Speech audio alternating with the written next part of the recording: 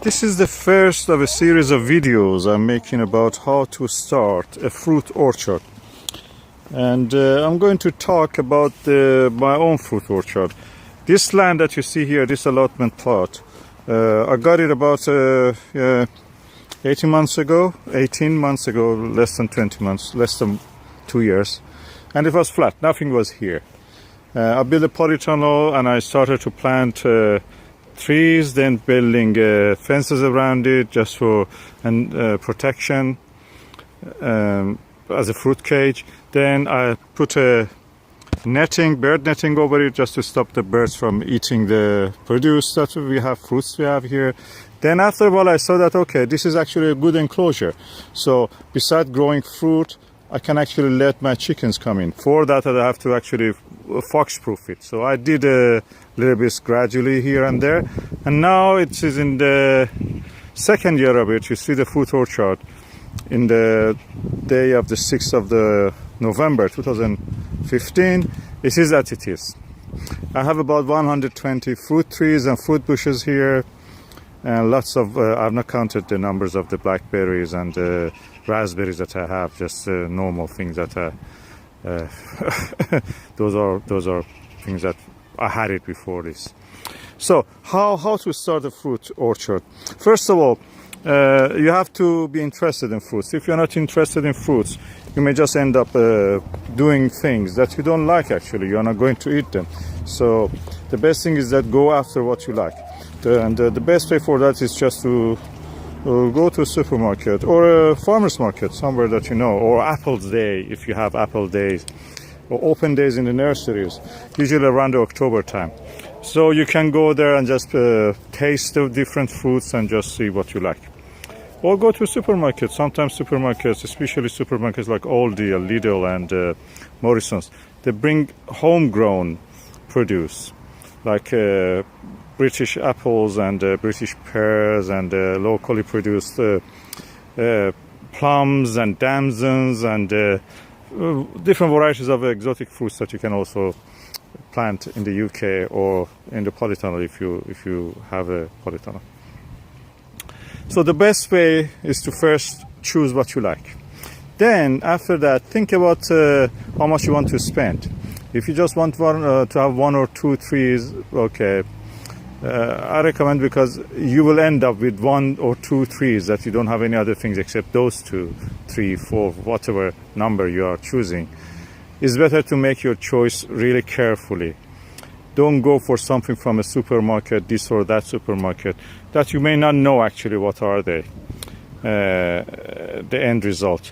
It's better to go to reputable nurseries, somewhere that you know. I recommend Keeper's Nursery for apples, pears, cherries, and all kind of plums, and also medlars. And also, if you want, for example, white currant and currants, generally red currant, white currant, this is a good source. If you want your trees be a little bit, a little bit more expensive, or you want to definitely in first year they give you something, you can go for Blackmore Nursery. Blackmore Nurseries are good. I found that both of them are good. Keeper's Nursery is now proving in the second year to me that the choices I made from the Keeper's Nursery are actually better. This tree you see, Topaz apple, is better. It's from the Keeper's Nursery and I found it really better. Now it's 6th of November and I have yet fruit on this. And yeah. Okay, so if it was me, because the tree, when you plant it, that's it is there, it will be there for 20 years, as long as it it has a life, it will be there. You will get stuck with it. So make a good choice. For that, you have to think about what kind of at which time of the year you want to have that fruit. You can have fruits which are coming early or middle of the season. Early means July and August and those times. Mid means September and early October, and late means October onward, November and December up to whatever time. So best thing is actually to go to the websites of these nurseries. Read a lot. I recommend read a lot. If you are not sure, if you have not a chance to taste anything, read a lot about them. Pipping, orange pipping, there is a website called Orange Pipping. They have a lot of tasting videos, tasting information. I have myself also in my videos. When I eat something, I just usually go and make a tasting video about it. You can refer to them. I try to be impartial when I'm describing the taste. If it is not tasteful, I will just tell it. And if it is tasteful, I also tell it. So the information is reliable on my own. I try to actually, in my own YouTube channel, to produce a kind of encyclopedic visual guide for tasting of fruits and other things. So you can use my own videos or go to the Keeper's Nursery. Keeper's Nursery catalog is the most extensive catalog of any nursery I've ever seen. They have the largest number of the apples and the pears and plums that I've ever seen in this country, except some research centers that, of course, they don't. Their catalog is not available, so you cannot really go through them. Other choice is just to go and buy a few books, start to read, or see somebody who already has one and just talk to them. Usually, people try to not underrate what they have, the choice they have made. So just try to really eliminate those kind of biases in their thing. If you for example find them that they bought something from a supermarket and they're saying that really is nice or so, but they don't know much about other different varieties of fruit, the same fruit, for example apple, that means probably they didn't have a choice actually. They don't know much about the other varieties that exist they can enjoy. So the first step is to choose your tree, where to buy it. In the next video I will say that how to choose the different varieties. How to start a fruit orchard, and now we are talking about what kind of fruits you can grow in Britain. I live in the southern parts of the southern part of the Britain, so British Isle, and what I'm saying is generally true for this area that we are living in south. For the northern parts, Midland, Wales and Scotland and north of England, just the dates slightly vary, 2 or 3 weeks. The amount of the heat that they have is slightly less than us, the daylight and everything. So just adapt it. But there are fruit trees that are adapted for what we can grow here, and they can grow better there. And mostly because of the damp and the lowest level of the sunlight. So what I'm talking about now is the varieties of fruit. Fruits you can grow, the most widely spread is the apple. There are thousands probably of apple trees that you can grow, and I'm not exaggerating, thousands.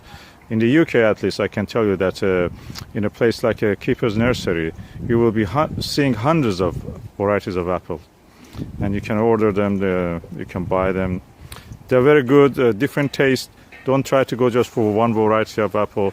If you have the choice for up to 3 or 5 apple trees, go for one early season, one mid-season, one late season. These are the things you can find in the website of the Keeper's Nursery. It's easy to find it. Use the catalog to learn about them, and then choose the one that you like. It's best to go for Apple Day, or try when you see the fruits available in the supermarket, local fruits. Look at the name of the apples and the varieties just to learn how it is. Another variety of the fruit you can grow are plums and damsons. Of course, this is a Marjorie seedling plum. Is in its first year as I planted it. It's now more than Yeah, 2.5 meter tall. There's so many varieties of the plums and damsons in this country. So it's a very good fruit.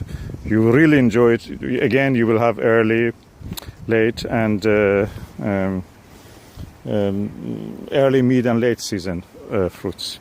Another variety of the fruit you can grow are cherries. Cherries actually were very common in the past, before 1950s in the UK. And it's now sad that we have lost many of the orchards to commercial growing of other produce. Wheat mostly, probably, or land for building on them, towns and structures. Anyway, easy to grow.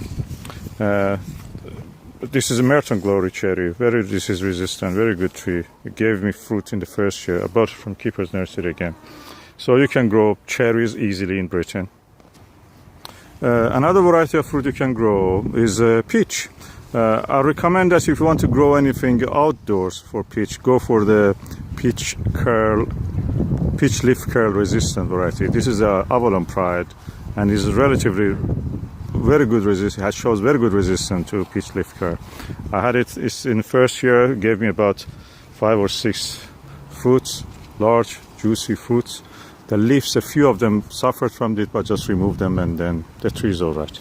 And it had put a good growth. I was really hopeless that it may not grow well, but it did well. And yeah.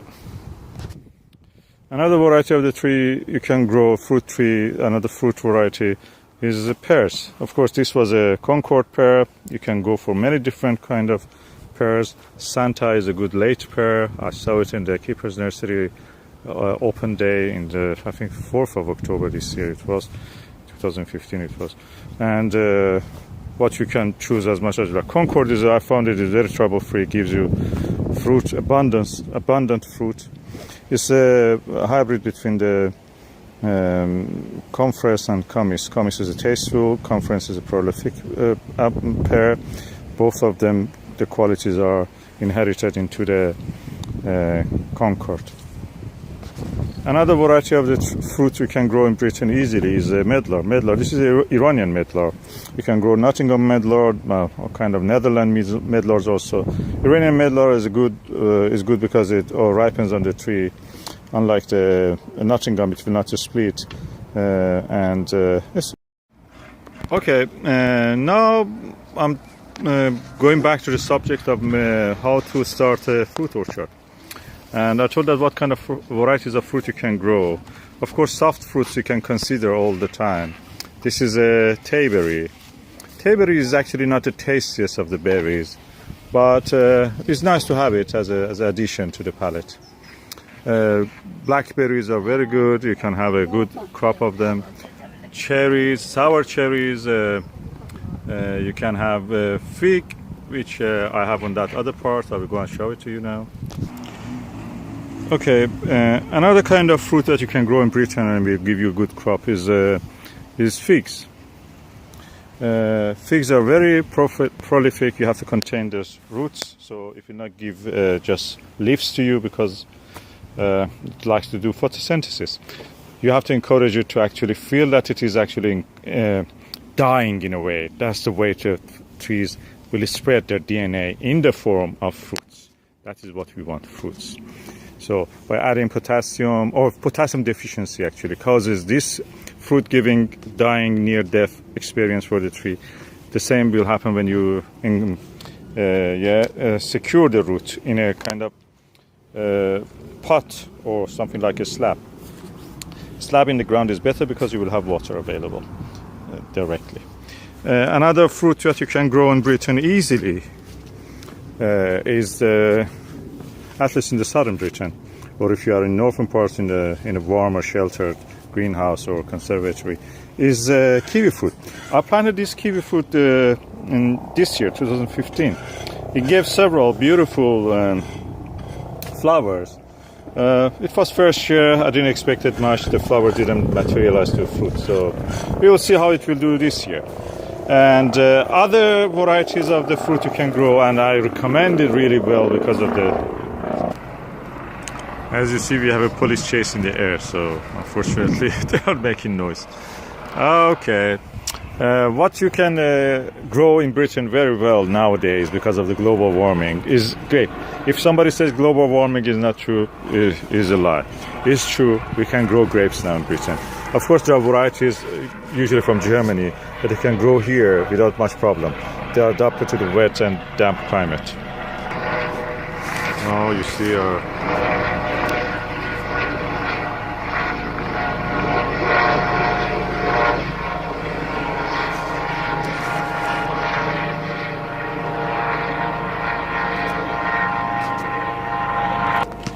So I highly recommend growing grapes. They are very productive. They give you good variety. I will mention the names of the variety in due course, so don't worry about that. Another kind of fruit you may grow, as I mentioned, are quinces. Quinces, there are many varieties of quinces available. About 10 of them I know. This is a Iranian quince called Isfahan. Isfahan is a very beautiful and aromatic and sweet. Actually, you can eat it raw even without cooking. And there are other varieties that you can just go to the Keeper's Nursery website or any book that you have. Just look at it. Books about fruits are. There are a few good ones. I have made some videos about them. You can refer to those videos. As I mentioned, people know cherries by the sweet cherries, but the sour cherry is actually more prolific and trouble-free. This is a sour cherry in its second year. He gave a few fruits last year and is now growing well. It's about it from Asta, so I didn't expect that much. But look at the healthy growth he had put in 1-2 years. And I can say that is a good one. The tree is almost 1 inch thick now. It has typical cherry satin skin, satin texture skin, beautiful chestnut color bark, skin of the bark. This is a good tree you can grow, and I recommend it. Of course, if you have a warmer sheltered area, you can grow apricot, you can grow nectarine. I've not tried it. I've planted apricot. Apricot was doing well anyway. I will talk about it later, how it is doing. You need a better sheltered position for that than what I have available at the moment. And this is another variety of the sweet cherry, of course. Between all your other fruit trees, you can grow soft fruits, lots of blueberries,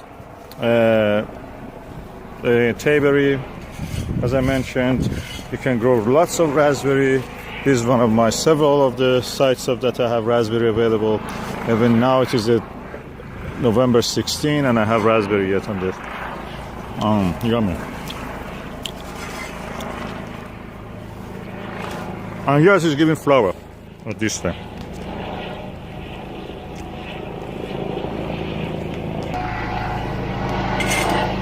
This is another of the blackberries. 16 November 2015 is getting flower. Very, very prolific. I like this. I will try to grow more of this variety next year.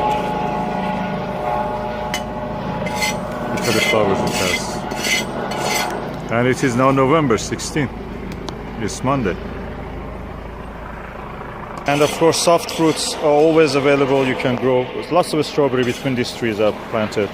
So that's another option you have. I'm sure the moment I stop making this video, this helicopter will also disappear.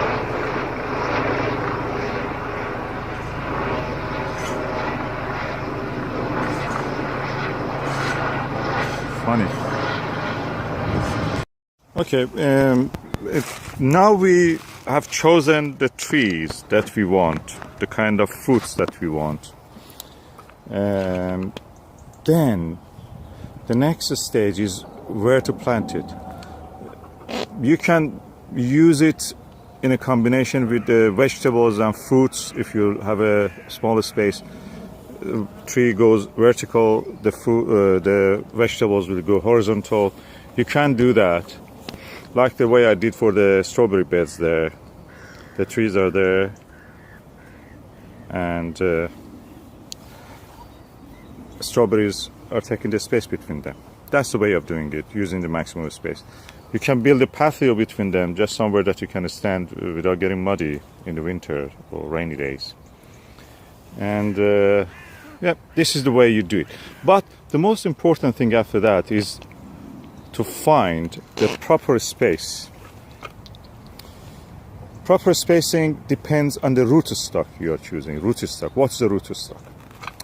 Rootstock is the root that will provide the food for the tree. So up to here, that can be an unproductive tree on its own, probably, most probably. But it has good root system. In a way, if it is dwarfing, semi-dwarfing, vigorous or semi-vigorous, that determines how much the roots will spread in the soil, how long, for how far, and how much food will be available to the graft. Graft is the productive part of the tree from a known parentage that will give you exactly what you want, the fruit that you want with the qualities that you have in your mind. So the rootstock, as I told, for this space that I have used here, mostly are dwarfing and semi-dwarfing. So if I talk about the apples, that is M27 rootstock that I've chosen here. This will grow nothing more than the 1.5 meter to 1.8 meters. So practically you will have a limited amount of the space taken by this, but that means also your fruit will be limited. If you go for the dwarfing rootstock, which is M27 for the apples, this means in this case I have given this space for about 1.60 centimeter between each tree. That is the amount of the space I've given. My neighbors have given similar or less. I don't recommend less because that means practically you will not be able to move between the trees. But if you have that amount, that's the minimum I recommend. Then, if you have more than one row of the trees, and if you, of course, we are talking about the apples now, then you will give the next row more space by working in a zigzag pattern.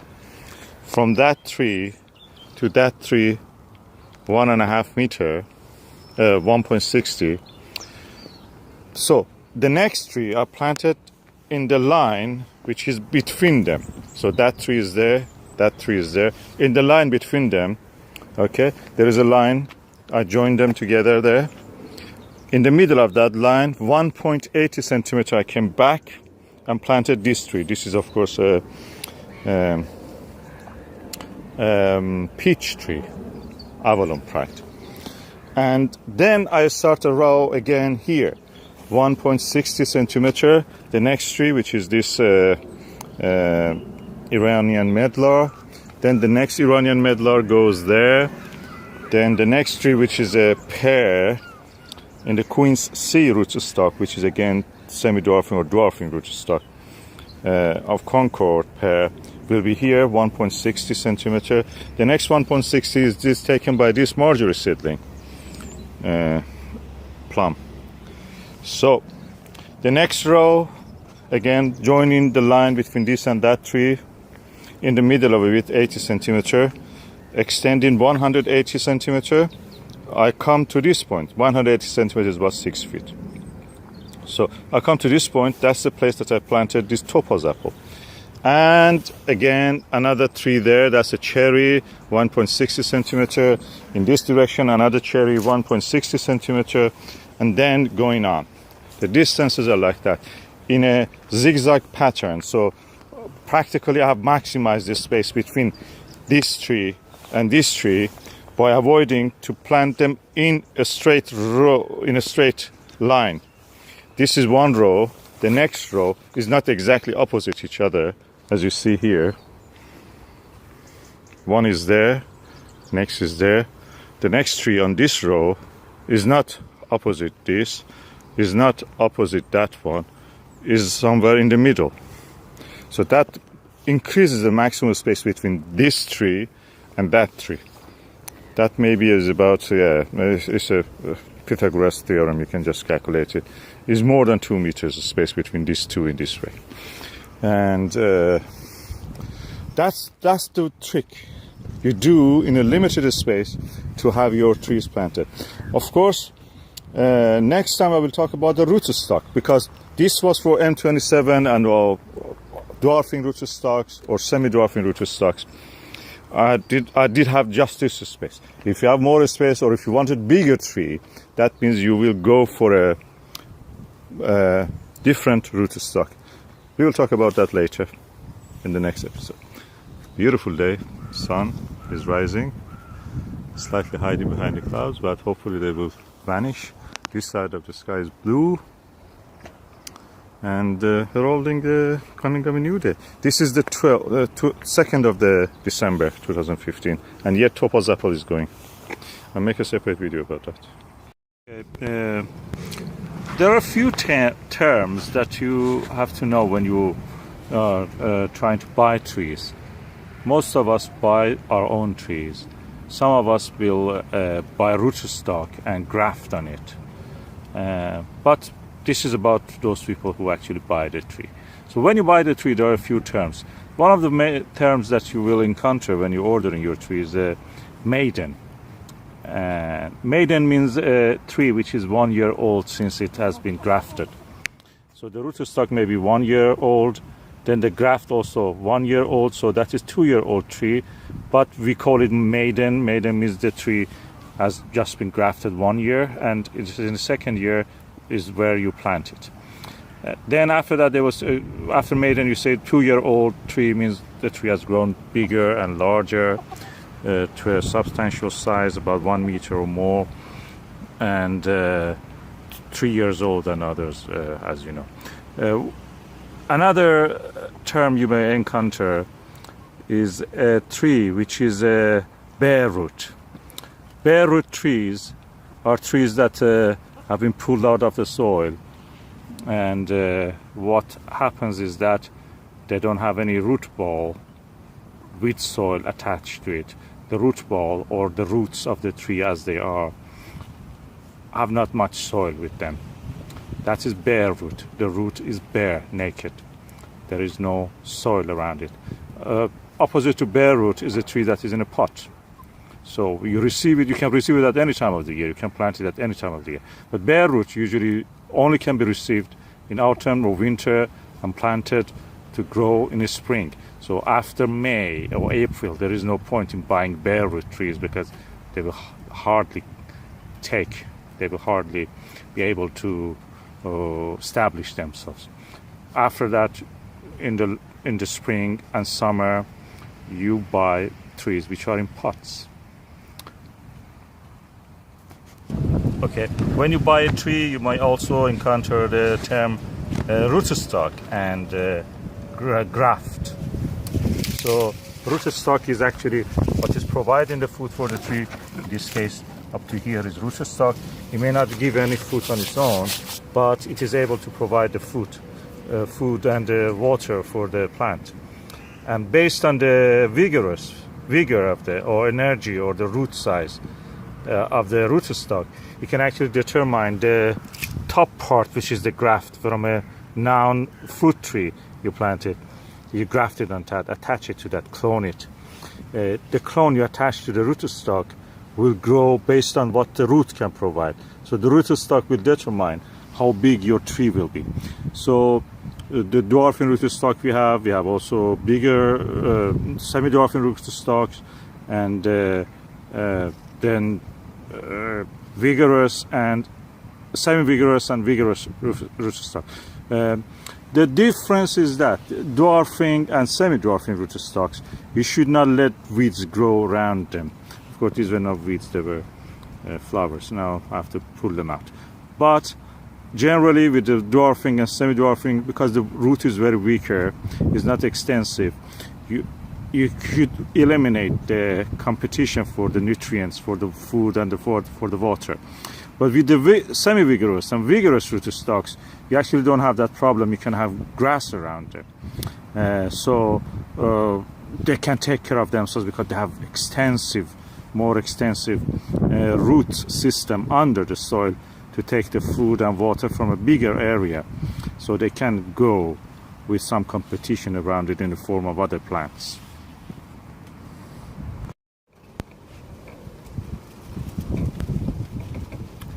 This is a pack of trees that I received from the Blackmore Nursery. going now to unpack it.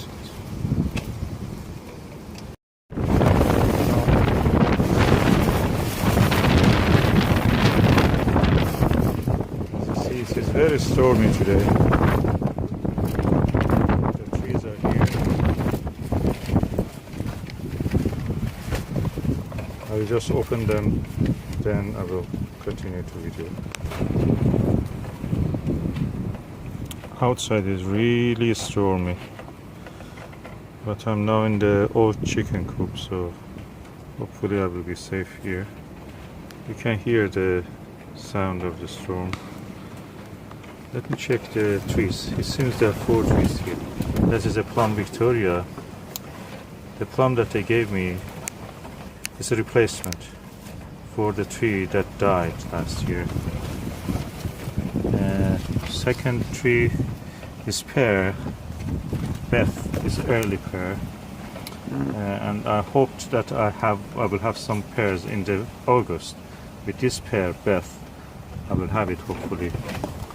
The other tree is a plum Seneca. I bought it because it's a hardy and it is tasty and probably large plum, if I remember correctly.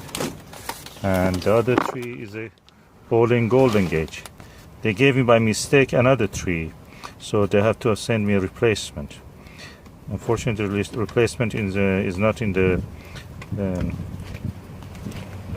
original rootstock which I ordered. It was Pixie, I think. They have to give me St. Julian. But anyway, that's alright, as far as it grows and survives. So these are the trees I've received, and I will check the condition of the tree inside by opening this bag.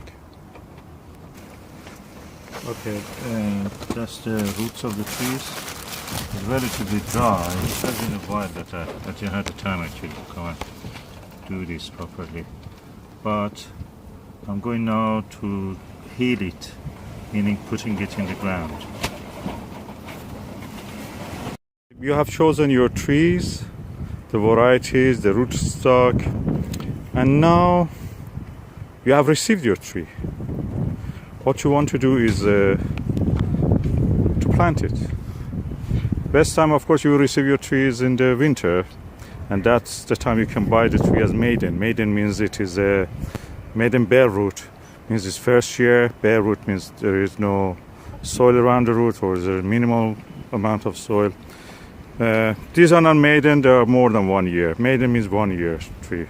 1 year means 1 year after graft. And now I've received it. I don't have the time. If I have the time, I will just plant it now. So I will go for a video of planting. But at the moment, I don't have the time. So what I will do, I should not let the tree go dry. I should not let it stay for a long time without water. The tree is actually dormant, but it should not go dry. So what I will do, I will dig a hole deep enough. This is about 30 centimeter deep. And I put the trees with the roots. Nothing I will do. I will just put the trees with the roots, even clumped together like that with a tie break, and I just put it inside. So what will happen is that I will put it as a care of the soil.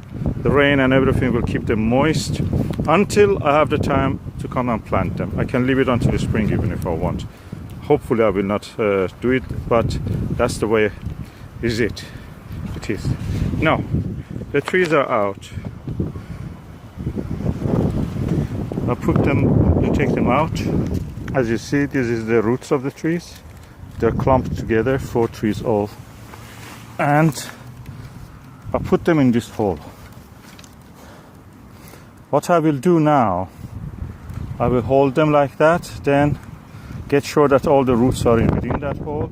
Then I put the soil back, and with my heel of shoe, I press the soil, not very firmly, just to keep the trees from falling. Okay, now I put the trees inside the hole, and I just gently press with my boot to make sure that there is not much air pocket inside.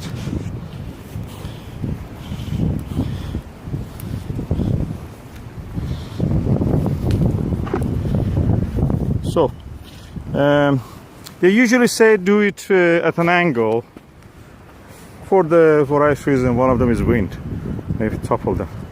But here, as you see, I have a windbreak, and this is stormy, as you see. The tree can stay here. It's near the fence anyway, so the tree is safe. The only thing is that I will just add a little bit of water right now, just to make the soil a little bit moist. And then what will happen is that the tree will take care of itself until I have the time to come and do it. And this is one of the Jerusalem artichokes.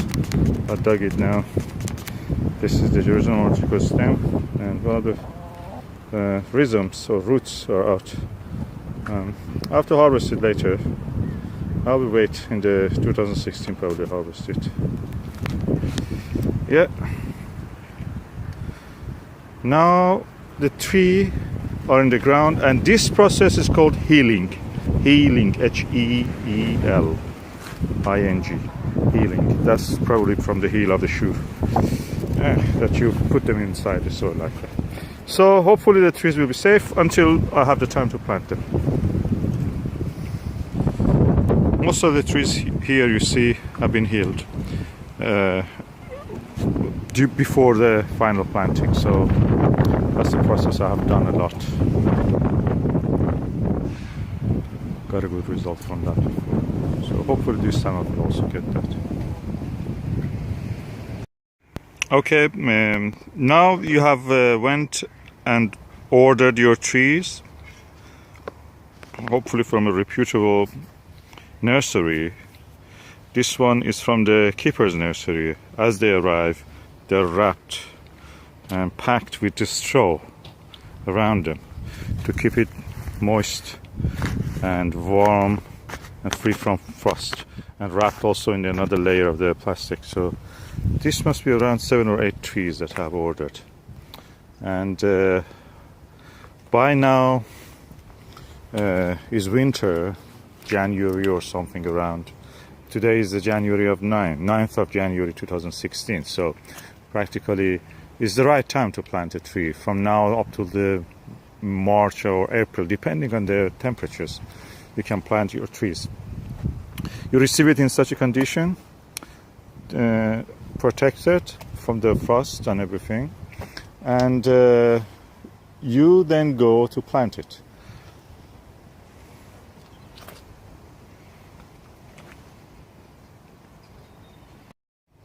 Okay, when you receive your trees, you may not have much time to plant them. You can heal them, as I told in the previous videos.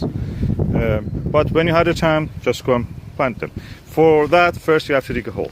So you dig your holes. This is the typical hole you can dig. You can make it a little bit bigger. You can fork around it just with the fork to loosen up the soil. And then you can add manure, make it a little bit deeper to add some manure here, some food for the tree.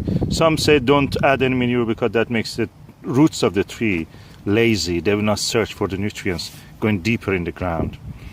But I add manure because I know under this is a terrace sediments, river terrace sediments, and a kind of very rough glacial till. So after just half 1 foot. So that's a kind of like a hard pan, as if. I have several soil profile of these allotments that here are. So it is useful in this such a condition to add some manure. And also, if you want, you can add this kind of root grow kind of fungi. It's a white substance, white powdery substance. You can buy it in the Wilkinson or any good garden center. Or when you order your tree, you just order that also from the same, if they provide it. Then you scatter all that around your root. But the general outlay is like that you just dig a hole 1 foot or a little bit bigger than that, 1 foot deep also, that will be enough. You put the roots inside that hole. And after that, you just wait for the next video. Okay, you have bought your tree, you didn't have the time, you healed in the trees, you means clump them together, just planting them in the soil to keep moisture available to the roots. But now the trees are awakening, so I have to go and plant them. So I'm doing with this first one, Gorgeous Alps Plum, from the Keeper's Nursery. And it's now in flower, so it's the time actually to plant this. And I'm going to do it. Gorgeous Alps Plum is a plum from Iran. It's very early. It comes in the late May or early June to fruition. It's a kind of green, sour, fruity, sweet kind of plum. You eat it because it's the earliest, and it's different to other plums because it's not very sweet. You eat it because it's very early and it's the only fruit available at that time. So I'm going now to remove it from the healed in soil and just go and plant it. Okay, now I have dug the hole about 1.5 foot across in diameter and about 1 foot deep. This is the Gorgeous Alps plum from the Keeper's Nursery that I'm going to plant. It's the earliest plum that you can have, and you see it's somehow coming into leaf, and here you see some leaf, and it's coming also to blossom. So it's a time to actually plant it. This is now 21st of February, and I didn't have the time. So I removed it from the hill, and now I have dug a permanent hole for it, permanent place. This will be its stake. So I have chosen a piece of wood strong enough to hold it. I have, of course, here surrounded by the fence and the polytunnel which is behind here and the netting. So hopefully we will not have very, very strong winds blowing through it, because of course it is in the shade of the wind by the windbreaks that I have implemented here. So that's the tree. I'm going also to add some of this root grow. I bought it from the I think Wilkinson, yeah. Root grow mycorrhizal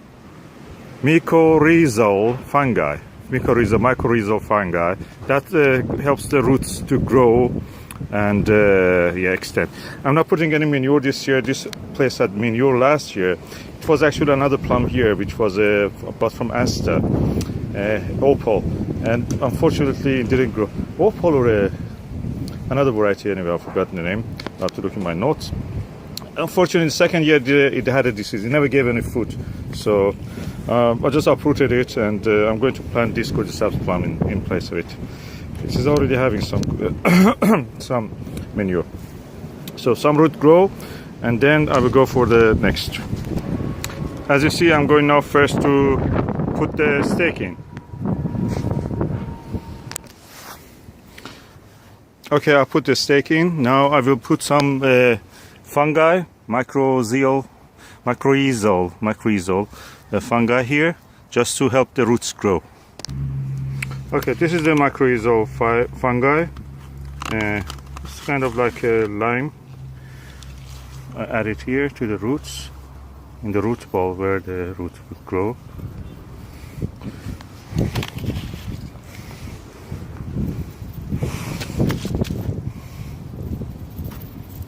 This has a very good root system, this tree.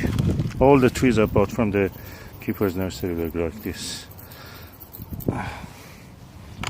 I'm giving it a good dash of this to help the roots really establish themselves.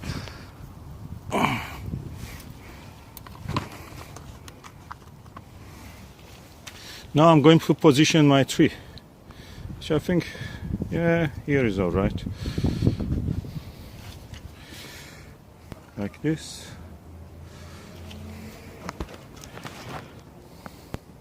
And now I start to put the soil around it. It's almost near vertical, that's all right. Let me turn it, just this branch be free.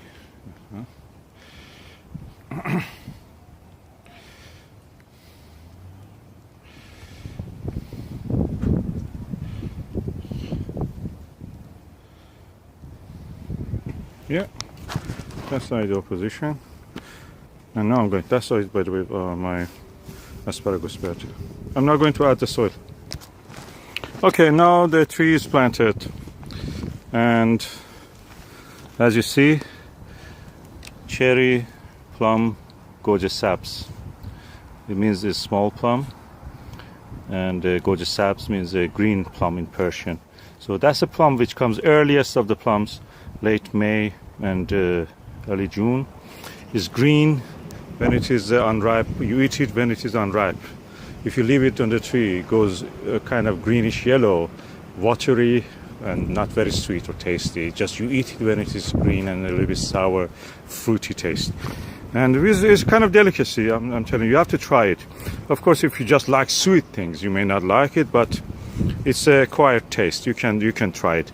You can have it with a different kind of pesto, mint or basil pesto means ground fresh mint or basil mixed with a little bit salt, sea salt if you like, and just like that. And then you dip the gorgeous saps cherry plum into it, slightly lifting a little bit of it, and just eat it like that. And it's very healthy. That's the earliest thing you can have, the earliest plum you can have. And you see it is now 21st of the February and has given some beautiful blossoms, and some of the leaves are coming. On the Facebook, I saw that they're saying that you have to plant this, so I did it immediately. So that's the way that you plant a tree. So you have started to create your orchard in this way. This is the time for it. And the distance between this tree and the next one is about 1.8 meters. It's about 6 foot. And from this row to the next row is 1.6. That is less than 6 foot, 5 foot, 20 centimeter. 5 foot 10 centimeter, 5 foot and 4 inch about. And so they have enough space. Of course, I've planted them in a like a zigzag pattern. So this one is a bit offset, this one is a bit offset, the next one, which is that apple tree, is offset, that Jupiter apple, and then comes to this cherry, which is also again offset. This one was a Stella that had a canker, and I as you see, I remedied with a little bit of that iron tree paste or whatever you call it. Just use it when you cut something. It is against the fungus. And now this tree, Bismillahirrahmanirrahim. In the name of God, I hope this tree will grow, give us good fruit, we enjoy it, and we contribute something to the society. If anyone wants, we can give. Thank you.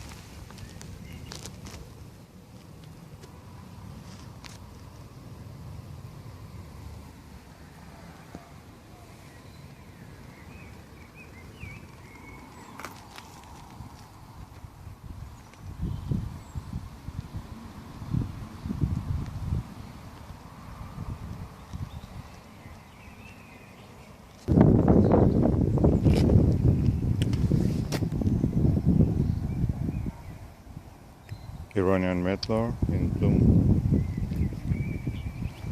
ازگیل ایرانی یا کنوس.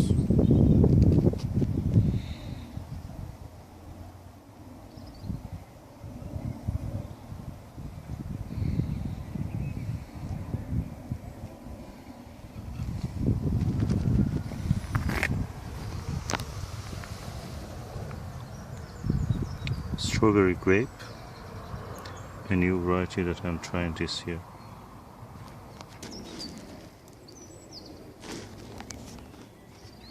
Pear variety Concord. This is the second year and it is giving fruit. Last year it gave 8 beautiful, delicious, sweet, aromatic fruits. This year it seems it's going to break its own record.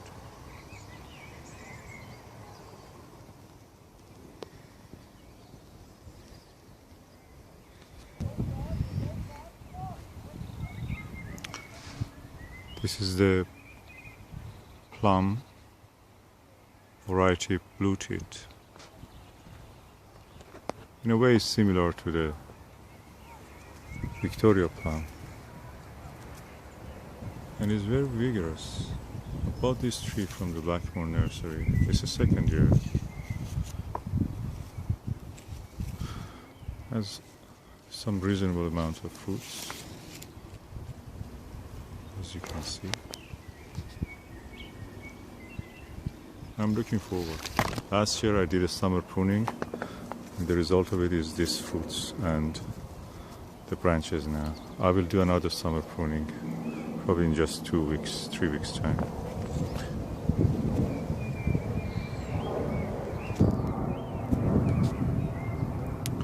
This is Discovery, the apple variety called Discovery. It gives one of the best early fruits, apples, that I can recommend.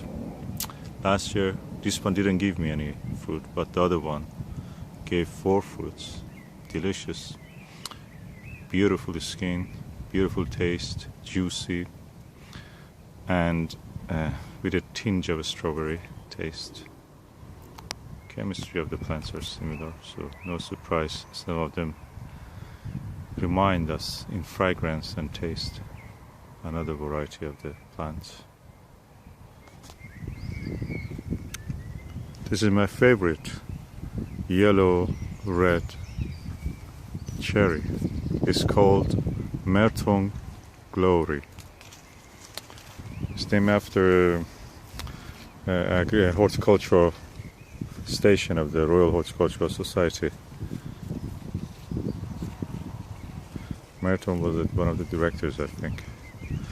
Anyway, the size of the cherries. Today we had a hailstone. This is the ice falling from the sky. And the bird net took most of the pressure from that. We didn't have much damage to the leaf. Even the leaves I can see are not damaged at all. That bird net is freaking good. I like what I have done. Look at this size of the cherries. Is the 19th of the May, and look at the size of the cherry. They're really swollen. They're really grown large. And these are the woods that are new now. Next year, these ones will give me also some fruit. So I'm really happy it's pushing out the cherry. Really delighted with this Merton Glory. I've ordered another one similar to this. You will see how it will look. This is a plum. The name of the variety is Opal. Again, similar to Victoria plum, which is a famous plum in England, in the United Kingdom. And as you can see, is already swollen. They are growing big. No damage to the leaf because of the hailstone. And I can say that Opal about 2 to 3 weeks ripens earlier than the Victoria. My Victoria at the moment is very small, my Victoria plum. So I'm looking forward to have some of this. I planted more than 120 fruit trees and fruit bushes in this allotment over the past 15 months. The result of it is the orchard that you see with the polytunnel, which was built on the same year. And this is a mini tour of our allotment. This is apple variety called Winter King or Winston. It's very aromatic blossom. One of the most aromatic, besides the Discovery. This is one of the most aromatic. Probably even more aromatic than the Winston, than the Discovery. The smell of it is lovely. And I'm really happy with this tree now. Look, it has given some leaves. I was worried that they're not growing. Even some growth of the branches here. It's going to do well. I may have even some apples. It's a late apple, so it will be ready in late October, November. And it keeps up to the next year, 2016. Hopefully we will have some of these fruits this year. If we don't have any, not a big deal. Next year yet, we can have. A little bit damage to the due to the aphids here.